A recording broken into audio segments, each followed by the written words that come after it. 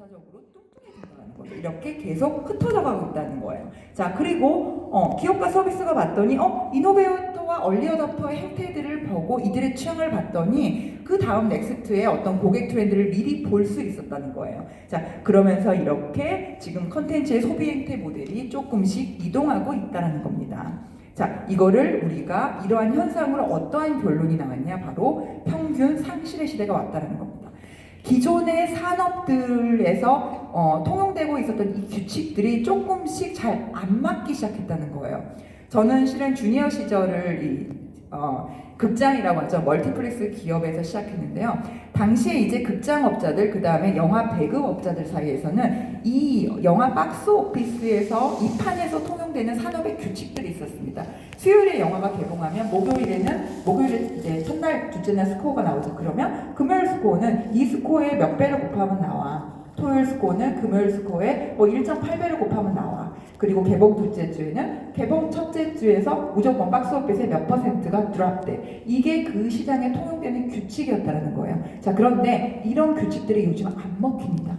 극장만 그런 게 아니에요. 모든 산업들이 마찬가지라는 거죠. 왜? 우리 고객들이, 우리 개인들이 내 취향을, 나도 몰랐던 내 취향들을 알고 있고 특정 미디어가 독점하던 시장이 끝났기 때문에 개봉 첫날에 막 이거 봐야 돼 라고 막 푸시 마케팅을 했을 때 우리 고객들과 시청자들이 과거만큼 휩쓸려서 움직이지 않는다는 거예요. 그거를 이제 우리가 평균 상실의 시대, 그리고 작년이었나요? 그 김남도 교수님 트렌드 코리아에서는 제1의 키워드로 평균 실종의 시대가 왔다.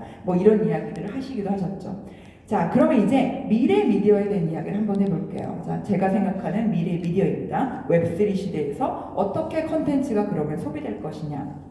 자, 오늘날의 컨텐츠는 아까 제가 케이블 TV 말씀드렸고 또 이렇게 생략했지만 IPTV가 있었고요. 그리고 지금의 OTT 스트리밍이 있습니다. 이렇게 지금의 컨텐츠는 혼자서 움직이지 못합니다. 뭐가 붙느냐? 컨비니언스, 이 편의성이 붙는다는 거죠. 그런데 이 컨비니언스가 무슨 말이냐? 그 본질 자체는 IT 기술이라는 겁니다. 자, 잠깐 비디오 짧게 보실게요. 요거가 제가 연초에 KBS에서 포럼 갔던 건데 잠깐 이거 비디오 틀어줄 수 있으세요 혹시? 이거 제가 마킹 해놨는데 안 되나요? 지금 모두가 다 지금 OTT를 두려워한다는 거죠. 극장, TV 방송들, 레거시 방송국들 다 OTT를 두려워합니다. 자, 그런데 OTT, 지금의 이제 기술의 진화에 따라서 우리가 사회 경제적인 담론이 더해지면서 계속 무슨 일이 일어나냐? 제가 이 미디어가 지금 변화하고 있다는 거죠. 그리고 오늘날의 컨텐츠는 늘 컨비니언스, IT 기술이 결합되어 있다. 자, 그러면 무슨 말이냐? OTT가 끝일까요?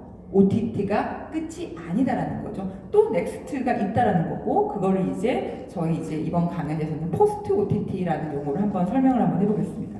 자, 포스트 OTT. OTT는 또 다음이 있다. 또 진화해서 더 편리한 어떤 거가 우리 소비자한테는 나타난다는 거죠. 자, 포스트 OTT를 이야기를 할 때 제가 꼭 블록체인 기술 이야기를 합니다. 자, 포스트 OTT가 언제 등장할 거냐, 지금의 OTT 다음이 무엇이냐를 이야기를 하려면 결국에는 블록체인 기술이 이 컨텐츠를 보는 이 서비스에 어떻게, 언제 정도 이제 결합될 것인가, 그에 대한 담론이라는 거죠. 자, 왼쪽은 현재의 OTT 형상입니다. 자, 컨텐츠가 있고요. 넷플릭스, 디즈니 플러스, 티빙 웨이브 같은 서비스 오퍼레이터, 여기에 케이블 TV도 있고 IPTV도 있을 수 있겠죠. 그리고 우리가 무언가를 컨텐츠를 보려면 디바이스, 스크린이 있어야 되잖아요. 네, 스크린이 있고요. 맨 마지막에 사용자가 있습니다. 현재 OTT 형상은 이렇게 4단계입니다. 자, 그런데 블록체인 기반의 미디어 서비스가 열려진다면 컨텐츠가 있고요. 자, 그리고 바로 디스플레이, 스크린이 있고요. 바로 시청자, 이렇게 컨텐츠, 디스플레이, 시청자, 이렇게 3단계의 굉장히 이 시청 행태가, 이 구조 자체가 굉장히 짧아집니다. 무슨 이야기냐? 블록체인 기술이라는 거는 꼭 컨텐츠가 아니라 그게 금융 서비스가 됐든지 중간 거래상들이 없어지는 어떤 구조입니다. 쉽게 말해서. 자, 서비스 오퍼레이터, 케이블 TV, IPTV, OTT 다 무언가요? 컨텐츠와 시청자를 연결해주는, 중간에 연결해주는 중간 거래상들입니다. 자, 이게 없어진다는 거예요. 자, 무슨 말이냐? 결국에는 미래에 이 웹3 기반에서 블록체인 기반의 서비스가 시장 행태가 굉장히 축소화된다라고 한다면 디바이스 사업자들의 주권은 더 강해질 것이고요. 점차적으로 서비스 오퍼레이터의 주권은 축소되거나 점차적으로 없어질 것입니다. 자, 이게 바로 이제 방금 제가 말씀드린 어떤 컨텐츠의 최소화된 어떤 시청 행태라고 보시면 될 것 같아요. 자, 그러면 과연 서비스가 종말될 것이냐? 자, 무슨 이야기인지 지금 제가 말씀드린 거가 혹시 잘 이해가 안 되시나요? 바로 이제 연이어서 조금 더 풍성하게 설명을 해볼게요. 자, 웹3가 가져올 직거래 시장 이야기입니다. 자, 웹 1과 2, 3 모두가 다 대략 아시겠지만 아주 간단하게 한번 이야기해 볼게요. 웹 1.0의 시대, 우리가 포털에서 읽는 것만 가능하던 시절이 있었죠. 우리가 뭐 야후나 구글에서 우리가 무언가 쓰는 게 안 되는 시절이 있었습니다. 수동적인 읽기만 가능했던 웹1의 시장, 웹2의 시장, 우리가 비로소 무언가를 쓰고 영상도 올리고 나의 의견도 필요하고 그러면서 이제 읽고 쓰고 나의 컨텐츠를 올리기 시작했죠. 이게 바로 웹2 시장입니다. 이럴 때 나의 생각과 의견을 쓰고 올리기 시작하면서 그간에 없었던 새로운 직업들이 생겨나죠. 그게 바로 인플루언서의 등장입니다. 없었던 새로운 직업인 거죠. 자, 그리고 웹3는 뭐냐? 이 지금 웹2의 시대에서 굉장히 중간 거래상으로 돈을 많이 벌었던 뭐 유튜브, 페이스북, 인스타그램, 이제 이 어떤 이 플랫폼 전성 시대, 이들이 이 플랫폼, 이 빅 공룡들이 무엇으로 돈을 벌었냐? 바로 사람들을 잘 모아서 중간 거래를 잘 해주고 컨텐츠와 시청자를 이어주고 중간에 유저를 이어주고 이제 광고로 돈을 벌었다는 거죠.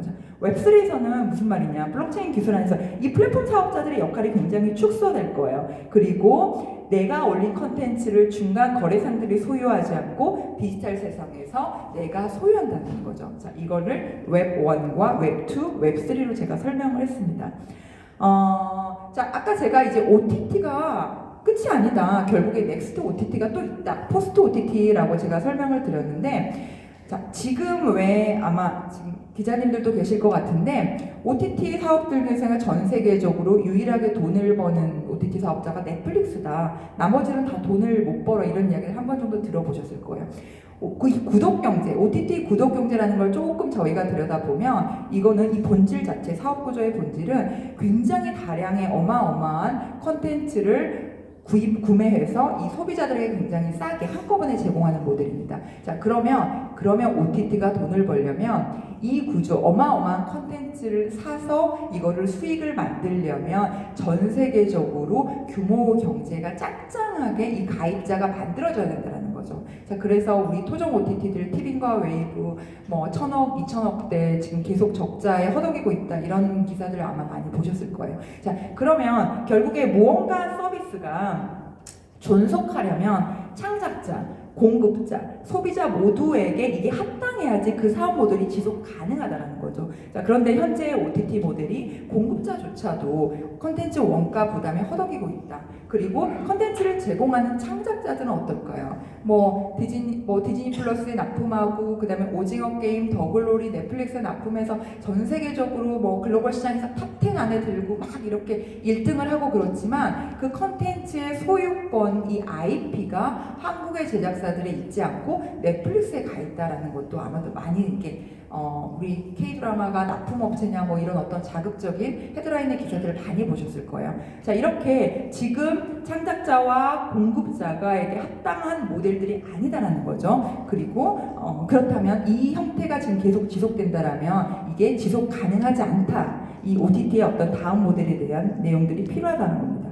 자, 그러면 아까 제가 앞서서 말씀드렸듯이 이 다음에 어떤 미디어 시장, 웹3 기반으로 제가 서비스 오퍼레이터의 역할이 축소되고 컨텐츠와 이 디바이스 사업자 그리고 시청자만이 남는 구조에 대해서 말씀드렸는데, 그렇다면 넷플릭스는 왜 이 부분이 해결이 된다는 거죠. 넷플릭스가 왜 그렇게 컨텐츠 IP에 집착하면서 컨텐츠를 계속 모으려고 할까? 오징어 게임도, 피지컬백도, 더글로리도 자꾸 이 IP를 꼭 자기가 투자를 하면서 IP를 소유하려고 하잖아요. 결국에 중간에 웹3 시장으로 가게 되면 서비스 오퍼레이터의 권한이 축소된다. 결국에는 컨텐츠를 소유해야지 웹3에서 또 새로운 어떤 비즈니스로 돈을 벌 수 있다는 걸 인지하고 있다는 겁니다. 웹2에서의 어떤 넷플릭스가 지금 C, 컨텐츠에 집착하는 이유이죠. 자, 네이버도 웹2 시장에서 굉장히 많은 돈을 벌었죠. 광고로 돈을 많이 벌었습니다. 지금 네이버가 가장 집중하는 게 뭘까요? 검색 광고일까요? 배너 광고인가요? 자, 어느새 네이버는 지금 아마존 그리고 쿠팡과 쇼핑 경쟁을 하고 있습니다. 지금 네이버랑 넷플릭스와 마찬가지 네이버도 지금 쇼핑에 집중을 하고 있다는 거죠. 자, 이거는 메타버스 이야기 잠깐 하겠습니다. 자, 메타버스에는 굉장히 많은 어떤 중장기적인 사회적인 역할들이 있고요. 또 엔터테이닝이라고 하죠. 뭐 게임이나 어떤 몰입감 있는 컨텐츠들 크게 이렇게 두 가지로 분류할 수 있습니다. 자, 이렇게 굉장히 다양한 역할들에 대한 이야기들을 글로벌 빅테크 기업들이 하고 있죠. 심지어 메타의 막 저커버그는 2020년대 후반 정도에는 전 세계 10억 명이 메타버스에서 상거래를 하면서 월 수백 달러씩 쓸 거다라는 이야기를 했어요. 그러니까 엔비디아, 애플, 메타, 마이크로소프트, 뭐 굉장히 많은 어떤 텐센트 이런 어떤 웹2 시장에서의 빅테크 기업들이 지금 메타버스에 각자의 전문 영역을 기반으로 메타버스 비즈니스를 준비하고 굉장히 많은 빅머니를 투자를 하고 있습니다. 자, 그런데 이상하지 않나요? 아까 제가 웹2, 웹3 말씀을 드렸는데 지금 메타버스에 집중하고 있는 빅테크 기업들이 대부분 웹2에서 어마어마하게 돈을 벌어들인 어떤 사업자들입니다. 메타, 텐센트, 마이크로소프트 모두 다 마찬가지죠. 자, 이거를 해석하기에 따라 나름인데요. 왜 메타버스는 웹2에서 웹3로 가면 이 서비스 오퍼레이터들이 본인들의 주도권이 상실되어 가거나 축소된다는 것을 이미 알고 있다는 거죠. 그러면서 어떻게 하면 컨텐츠 IP, 넷플릭스도 마찬가지로 서비스 오퍼레이터가 아니라 그냥 컨텐츠를 소유하는 그런 어떤 비즈니스 모델로 거듭날 것인지, 메타버스를 통해서 웹3로 가고 있는 세상을 조금 더 늦추려는 새로운 어떤 신규 서비스로도 해석이 가능하다는 겁니다. 자, 이게 바로 웹2에서 광고와 플랫폼으로 어마어마하게 많은 돈을 번 어떤 글로벌 빅테크 기업들이 메타버스에 투자를 지금 하고 있는 이유라는 거죠. 자, 이거는 이 시대에서의 어떤 알파 세대 이야기를 조금 하려고 했는데요. 시간 관계상 어려울 것 같고요. 제가 마지막 이제 좀 제안을 조금 말씀드리겠습니다. 결국 제가 오늘 하고 싶었던 이야기는 그겁니다. 자, OTT가 끝이 아니다. 결국에는 우리는 벌써 포스트 OTT에 대한 이야기를 시작해야 된다. 준비해야 된다는 거죠. 자, 그런데 한국을 한번 보자고요. 한국, K 콘텐츠. 이제는 그냥 단순히 아시아에서 잘 나는 콘텐츠가 아닙니다. 넷플릭스한테 IP를 계속 저희가 뺏기면서 여전히 컨텐츠를 납품만 하고 있지만 글로벌 영향력으로만 본다면 누가 뭐래도 헐리우드 다음에 전 세계에서 제2의 컨텐츠 강국이라는 거죠. 자, 컨텐츠 제2의 강국이다. 자, 두 번째 무슨 이야기냐? 디바이스에 대한 이야기를 할게요. 왜? 제가 아까 다음 시장의 어떤 포스트 OTT는 굉장히 어떤 최소한의 어떤 시청 패트라인, 컨텐츠와 스크린, 디바이스, 그 다음에 소비자, 요 3단계만 남을 거라고 말씀드렸잖아요. 그러면 결국에는 컨텐츠 누가 좋은 거 가지고 있냐? 디바이스, 패권 누가 주도할 거냐? 이 두 가지잖아요. 자, 컨텐츠는 우리나라가 제 컨텐츠 강국이다.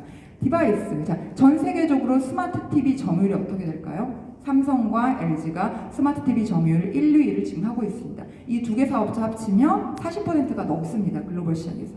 그러면 이 이론상으로는 제가 여기서 참 송구하지만 이론상으로는 말씀드리는데, 이론상으로는 블록체인 기반의 이 넥스트 미디어 패권을 우리의 어떤 스마트 TV의 제조사들인 삼성과 LG가 바로 컨텐츠 직거래로 토큰 이코노미를 여기다 연결만 시킨다면 이제는 우리의 어떤 굉장한 높은 기획력을 가진 K-드라마 제작사들이 컨텐츠를 단순히 미국의 빅테크 기업들한테 납품만 하는 게 아니라 우리의 어떤 제조사를 통해서 컨텐츠 직거래를 바로, 컨텐츠가 납품이 아니라 컨텐츠를 전 세계에 직접 유통할 수 있다는 겁니다. 바로 그게 웹3에서의 어떤 컨텐츠 직거래 세상이에요. 자, 그런데 제가 왜 이론상으로라고 말씀드렸냐면 오늘 제가 계속 했었던 이야기가 있죠. 미디어의 어떤 진화에는 늘 기술 플러스 사회 경제적인 이슈가 늘 필요하다는 겁니다. 자, 무슨 말이냐? 컨텐츠 직거래 세상이라는 건요, 수면 아래에 어떤 이야기가 숨겨져 있냐면요, 지금 디지털의 어떤 그 과금 체계라고 하죠. 결제 구조는 안드로이드와 iOS 중심으로 흐르고 있습니다. 이게 바로 결제를 위한 과금의 게이트웨이 역할을 iOS와 안드로이드가 하고 있죠. 자, 그러면 컨텐츠 직거래 세상이 열리면 디바이스에서 바로 우리가 토큰 이코노미로 연결이 돼서 컨텐츠를 보는 세상이 온다면 우리는 iOS와 안드로이드에 더 이상 결제 방식을 의존할 필요가 없다라는 이야기죠. 이 말은 무슨 말이냐? 이 시장에 오면 결국에는 또 한 번 이 디바이스, 스마트 TV 제조사와 그리고 글로벌 빅테크 기업의 굉장한 어떤 미디어 주도권 싸움이 일어날 거라는 겁니다. 즉 힘의 논리, 또 한 번의 사회 경제적 담론의 플러스에서 굉장히 복잡한 정치와 사업적인 이해관계가 복잡하게 얽혀 있다는 거죠. 또 한 번의 또 힘의 논리가 작용하게 될 거라는 겁니다. 그래서 늘 기술은 먼저 와 있었어요. 기술은 먼저 와 있었지만 사회 경제적인 어떤 분위기, 그 다음에 누가 지금 현재 패권들을 쥐고 있는지, 지금까지 말씀드렸던 웹2 시장의 굉장히 빅 플레이어들이 웹3 시장에서도 또 패권을 쥐려고 하겠죠. 지금 그들이 힘이 세고. 그래서 이 어떤 패러다임을 우리가 아까 말씀드렸듯이 이론적으로 K-컨텐츠가 잘 나가니까 우리 스마트 TV 제조사들이 전 세계에서 1, 2위 점유를 하고 있으니까 이거 외에 또 다른 어떤 복잡한 정치 사회적인 이슈가 필요하다는 겁니다. 자, 마지막으로 지금 이제 2024년입니다. 일주일 뒤면. 그리고 2023년은 지정학적으로, 거시경제적으로 뭐 전쟁이 있었고요. 또 기술의 대변혁이 있었고요. 생성형 AI처럼 이 AI 슈퍼 생산성에 대한 어떤 혁명 이야기가 올해 내내 굉장히 큰 담론화되었습니다. 제가 최근에 읽은 그 해외 기사였는데 굉장히 의미가 있다라고 생각했었어요. 2차 세계대전이 끝나고 지금 80년 정도가 흘렀습니다. 그런데 지난 80년간 작년과 올해만큼 굉장히 많은 대변혁들이 한꺼번에 몰아친 적이 없다라고 해요. 그만큼 굉장히 대변혁의 시기를 지금 저희는 겪고 있습니다. 게다가 한국은 요즘에 굉장히 기자님들이 많이 지금 언론 보도를 하고 계시는데 합계 출산율이 저희가 OECD 국가들 중에서 최하이고 작년보다 또 올해 3분기에 또 떨어졌죠. 이거는 출산율의 저하라는 거는 단순한 출산율이 문제가 아니라 경제 성장성과 한 국가의 성장 동력과 직결되는 이슈입니다. 자, 이렇게 굉장히 많은 어떤 대변혁의 시대에서 우리가 지금 무엇을 생각해야 되는지, 무엇이 없어지고 또 무엇이 또 새로운 어떤 기술의 변화와 소비 행태 변화가 올 것인지, 어떻게 그리고 그 산업 간의 어떤 경계가 지금 무너지고 있는지 좀 집중해야 될 것 같고요. 시대적인 변화나 기술의 변화, 그리고 사람과 소비 동력의 변화에 조금 더 저희가 집중해야 될 것 같습니다. 그리고 조금 오늘 너무 베스트 시나리오로 이야기를 했다라고 또 일부는 생각하실 수 있겠지만, 지금 넥스트 미디어에서 패권을 또 한번 우리가 미국 또 글로벌 시장에 넘길 건지 빅테크 기업에 넘길 건지, 그거에 대해서 한 번 정도는 저희가 좀 고민을 해봐야 할 시점이라고 생각을 해서 마무리 이렇게 하겠습니다. 네, 감사합니다. 네.